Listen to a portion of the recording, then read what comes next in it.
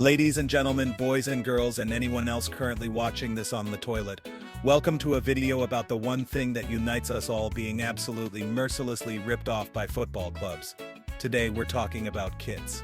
Specifically, how a seemingly innocent piece of fabric has become a tool of rampant unhinged capitalism, and it's driving me insane. I'm not talking about the price, which is already a national disgrace. 85 quid for a shirt? Last year it was 80. The year before that, 75. It's like an evil sports-themed advent calendar, but instead of chocolate you get a £5 price hike every year. No, what's truly maddening is the new insidious way they're mugging us off.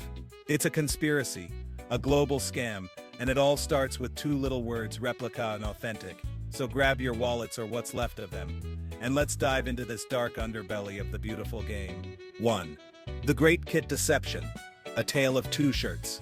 For years the world was simple. You bought a replica shirt, and it was a faithful copy of the one the players wore. The same design, the same badge, the same feeling of supporting your club, just without the player-grade sweat. Then, they introduced the authentic version. This one is supposedly made with magical space-age materials that make the shirt lighter, more breathable, and roughly 40% more likely to rip if you look at it funny. And let's be clear, you, a person who probably gets out of breath climbing a flight of stairs, do not need this authentic version. You don't need a shirt that feels like it doesn't exist. Your biggest athletic challenge is probably holding a pint and a pie at the same time. The replica was enough. It was perfect. But now something's changed. The simple replica is no longer simple. It's broken. It's an imposter. And I'm not talking about some shady market stall in Turkey. I'm talking about your club's official shop.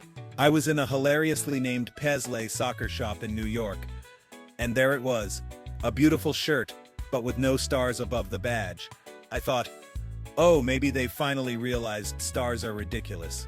No, I was a fool. It turns out, Adidas in the MLS just doesn't put the stars on the replica. They gatekeep the stars. They're literally selling you a knockoff from the official store. They do the same thing with the sleeve cuffs. The authentic version has a nice design. The replicas just has nothing. It's like they designed the shirt, then hit delete on the cool bits for the cheaper version. It's not a replica. It's a we got bored version. This is what happens when capitalism and football mate. You get a kit that's less a shirt and more a psychological mind game. It's like a puzzle with missing pieces they sell separately. Imagine buying a new car and the dealer says, oh, the one for the fans doesn't have the wheels. You want wheels? That's the premium model, mate. It's a microaggression against every fan who just wants to wear their colors properly. The only thing authentic about these replica kits is the sheer unadulterated scam. 2. The decoy pricing delusion. Now you might be thinking, what's the point of this, other than pure evil? I have a theory, and it's something called decoy pricing. It's a psychological trick designed to make you spend more. It's a genius, maddening, soul-crushing technique used by everyone from Apple to your local coffee shop. A small coffee is £3.50. A medium is £5. A large is £5.50. You look at that and think, I'd be an idiot not to get the large. It's only 50 pence more than the medium. And just like that, you've spent an extra 2 quid you never intended to. But you're screaming at your screen. That doesn't work here. There are only two shirts, a replica and an authentic one. And to that I say, not for long. Because my friends, Adidas has a new horror show for you. The fan version. 3. The fake shirt fiasco. A self-inflicted wound. So, we have clubs charging obscene prices for shirts that aren't even complete. And guess what the result is? A booming, thriving, global market for fake shirts. And you know what? I can't blame anyone for buying them. I'm not a fan of fakes. I buy them for research purposes. I like the real thing. It's the principle of it. But if the official club shop is selling me an incomplete shirt for 85 quid, why on earth would I not go to some guy on a dodgy website and get a perfect identical one for a tenner?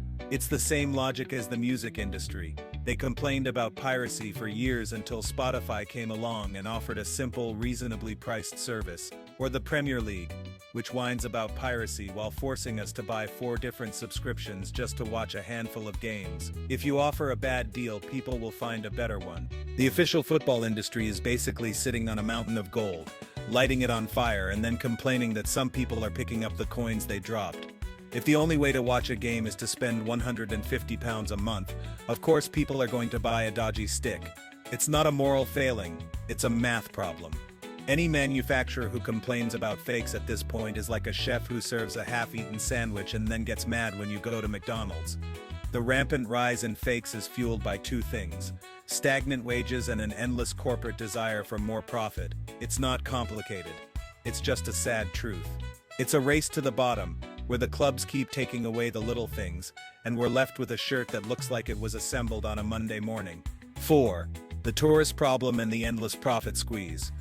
I don't have a problem with tourists, I like to travel. But there's a serious issue here. Clubs don't want the lifelong fan who buys a pint and some chips.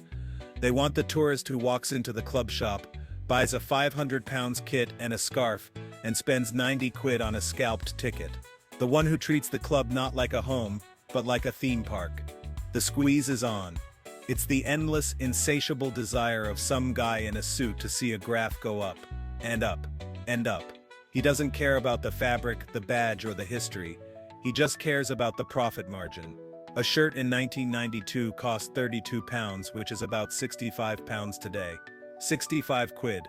Would I pay that for a perfect replica of my club's kit? Yeah, I probably would.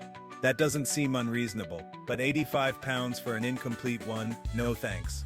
They're treating a football club like a Tesco. It's not a supermarket, it's not a shoe shop. It's a community, a culture, a family. But they're selling it to the highest bidder, piece by piece. It's been happening since 1992, but now they're getting cheeky. They're not even trying to hide it anymore. They're literally selling you an inferior product and daring you to complain. This isn't just about a shirt. It's about what the shirt represents. It's about the slow, painful death of the idea that a football club is about the people who love it, not the people who exploit it. And the saddest part?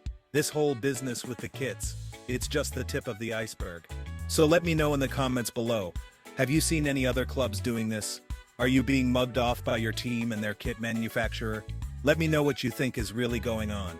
And remember, if you ever feel bad about your finances, just know that at least you're not spending £85 on a shirt that's missing half the design. You're not being tricked by the decoy pricing of Puma and Adidas. And for that, you can be thankful. Don't forget to like and subscribe for more informative rants, and I will see you in the next one. Bye.